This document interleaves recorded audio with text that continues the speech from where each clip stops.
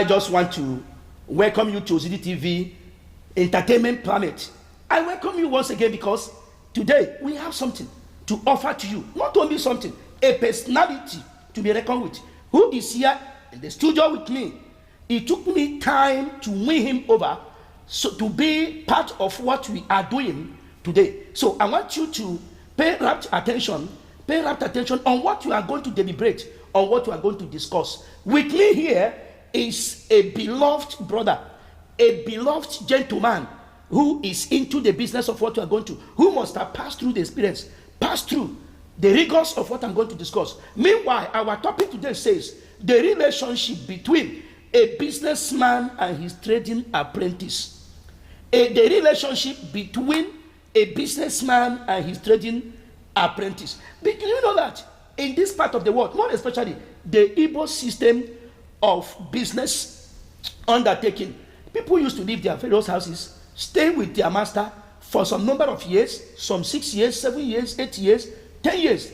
It might baffle you to know that I've seen somebody who spent 12 years before he was settled, and some people, they hardly settle them. It falls into both sides. So, but today, somebody is going to throw light based on his own experience. I want us to welcome our brother, Mr. Francis Modoku, Managing Director, CEO of Franco Father Delight Limited. Thank Mr. Modoku, you are welcome. Thank you. This is Ozidi TV, where it is happening, where matters of life, we discuss it raw. We bring into existence issues that people hardly receive answer on the street. And I believe that you have many answers to give to me, because I'm going to bombard you with so many questions. I was so glad when I discovered that you have passed through the rigorous route of what I'm going to ask you. Fear us is the planet, is entertainment planet. And peradventure you need anything, you can see we have water there. Just use it to cool yourself. But let me quickly go because of our time. My first question to you says, what motivates someone to engage into trading apprentice? Because some people, we just wake up and you discover that they have given themselves to their master. What do you think usually bring that idea for a young man, more especially in this 21st century, who's supposed to be thinking about education, thinking about any other kind of handwork, but decide to spend so many years with a man? A man sometimes is a man that you don't even know, and all of a sudden, you either settled or not settled. What do you think is the motivational factor? Thank you so much, my bishop. First of all, we are the Igbo race. We are unique when we talk of trading. To answer to your question, first of all, it's a personal decision. Oh, personal decision. Let me take your first answer. Personal decision. Personal decision. Okay. For somebody who loves trading. Okay. And secondary,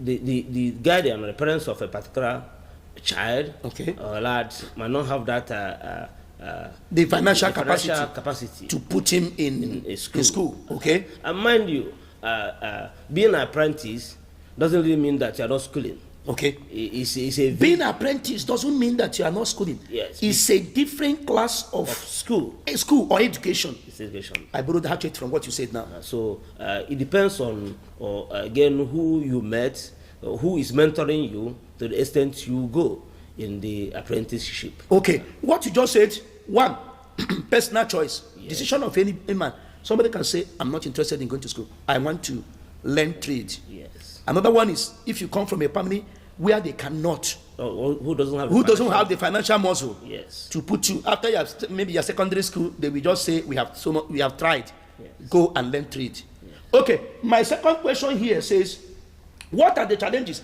I want you to use a personal experience when answering this. What, because you have gone through that, yes, what are the challenges that one usually encounter when you are involved in trading or trading apprentice? What do you think are the challenges one we usually encounter based on your own experience? Thank you, sir.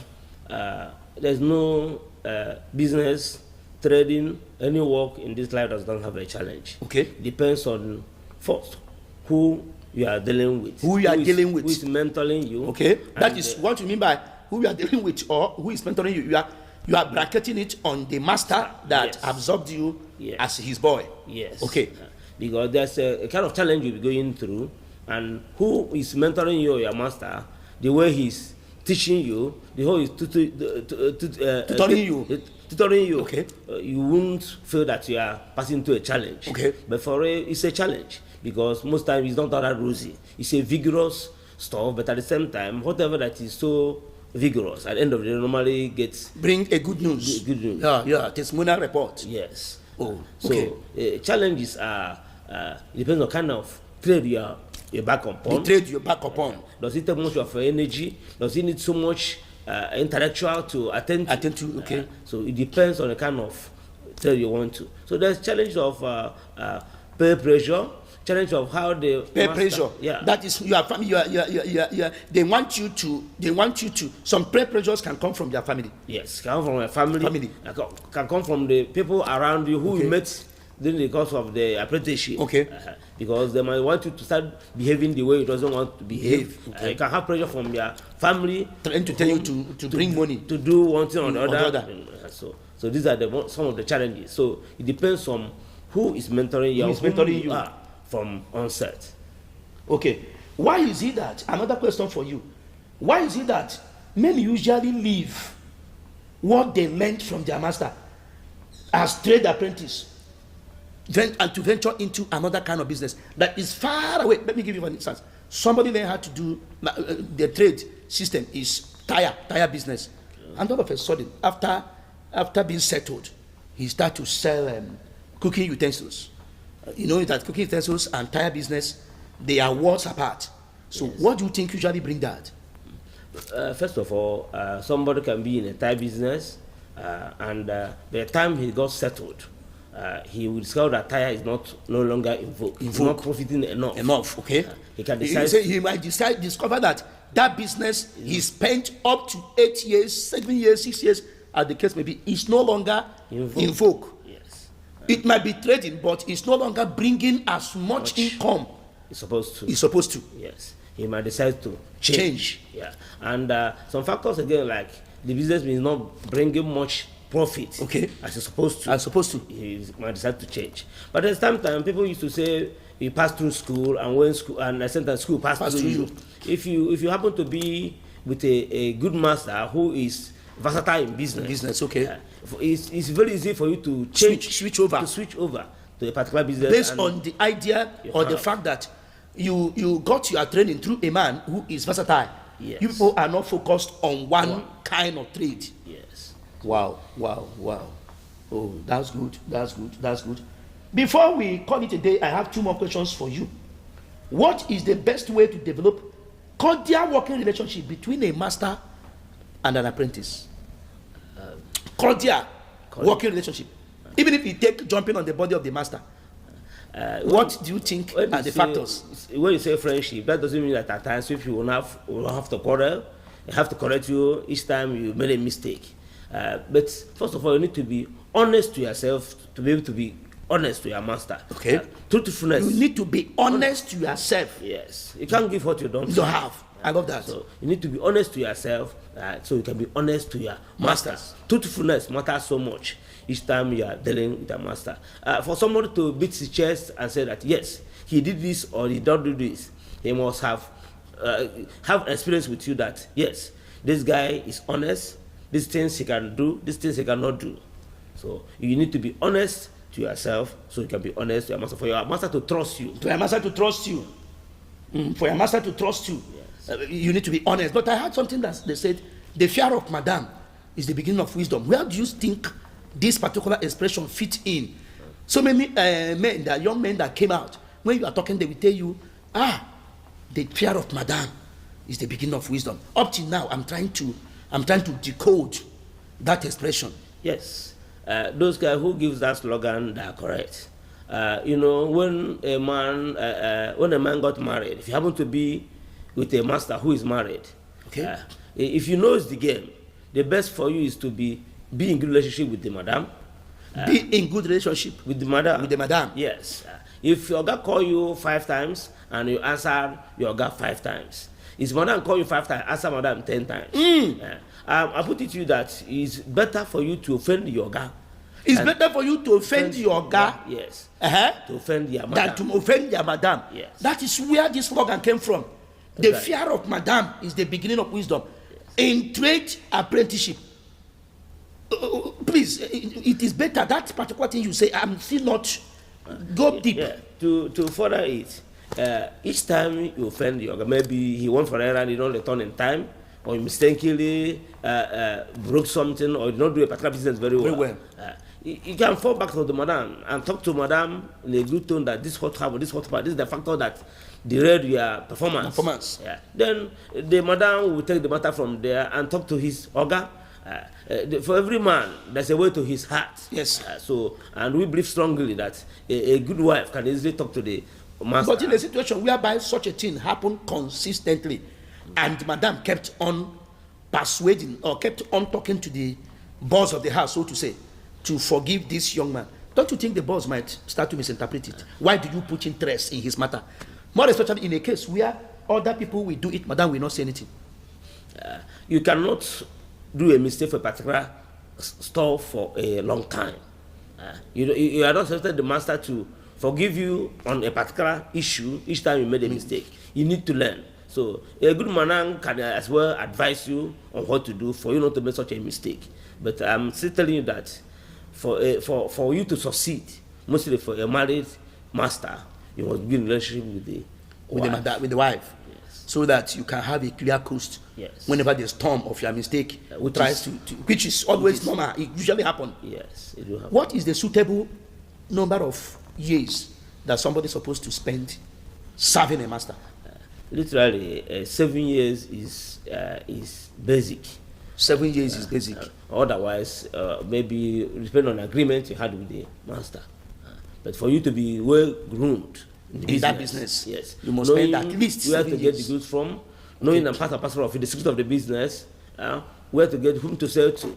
7 years is a vigorous, but at the same time a very good years to equip yourself. In the business. Wow. Finally, before we call it a day from Ozidi TV, the Entertainment Planet, what is expected of a business apprentice to do once you are settled? How did you start your own? Immediately you are settled, you are let loose from the cage. Now you are a boss of your own. How did you manage the situation? Yes, first of all, you start because you are master's customer, I are customers.